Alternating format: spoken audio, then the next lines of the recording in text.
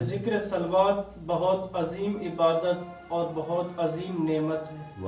ہر مشکل و پریشانی کا حل ہے، گناہوں کی بخشش کا بہترین ذریعہ ہے، مرحومین کی مغفرت و بخشش کا بہترین ذریعہ ہے، خدا اور محمد والے محمد کے قریب ہونے کا بہترین ذریعہ ہے، فقر و تنگ دستی سے نجات حاصل کرنے کا بہترین ذریعہ ہے۔ ایک شخص کہ جو فقیر تھا، تنگ دست تھا، گھر سے روزی کی تلاش میں نکلا، نہیں جانتا تھا کہاں جانا ہے، کیا کرنا ہے، کہ اس کا گزر ایک مسجد کے سامنے سے ہوا۔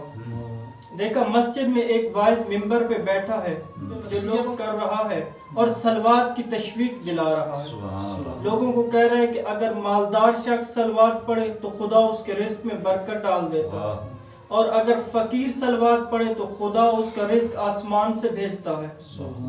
اس نے یہ سنا اور محفل سے چلا گیا۔ 3 دن گزر گئے، یہ مسلسل ذکر صلوات کرتا رہا، صلوات پڑھتا رہا، کہ 3 دن کے بعد اس کا گزر ایک قید خانے کے سامنے سے ہوا۔ اس کو ایک پتھر سے ٹھوکر لگی، پتھر ہٹایا، نیچے دیکھا ایک ظرف ہے جس میں سونا اور چاندی ہے، لیکن اس نے پھر اس ظرف پہ یہ پتھر رکھ دیا، یہ سوچ کر کہ یہ میرا رزق نہیں، میرا رزق آسمان سے آنا ہے۔ گھر گیا، اپنی زوجہ کو اس نے یہ سارا واقعہ بتایا، کسی طرح میں نے ایک ظرف کو دیکھا جس میں سونا اور چاندی تھا۔ اس کا ہمسایہ، اس کا پڑوسی یہودی تھا، وہ کسی گھر سے چھت پہ تھا، گھر کی چھت پہ، تو وہ یہ ساری باتیں سن رہا تھا۔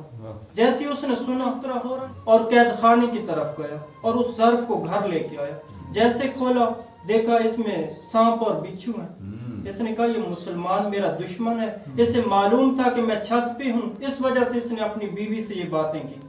اس نے کہا چلو مسئلہ نہیں، دوبارہ چھت پہ جاتا ہوں اور کسی سوراخ سے اس کو مسلمان کے سر پہ پلٹ دیتا ہوں۔ یہ دوبارہ چھت پہ گیا اور اس نے ظرف کا منہ اس مسلمان کی طرف کیا۔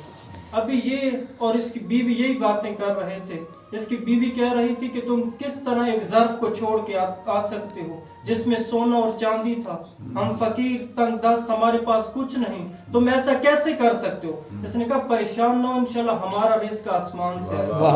ادھر سے اس نے وہ ظرف پلٹا اور سونا اور چاندی نیچے آنا شروع کیا۔ اس نے صلوات پڑھی اور بیگم سے کہا دیکھ ہمارا رزق آسمان سے آئے گا۔ یہودی نے پھر دیکھا کہ اس میں تو سانپ اور بچھو تھے، پھر ظرف کا منہ اپنی طرف کیا، پھر دیکھا اس میں سانپ اور بچھو، پھر جو بچے تھے پھر اس نے مسلمان کے سر پر پلٹ دیے، پھر سونا آنا شروع ہو گیا۔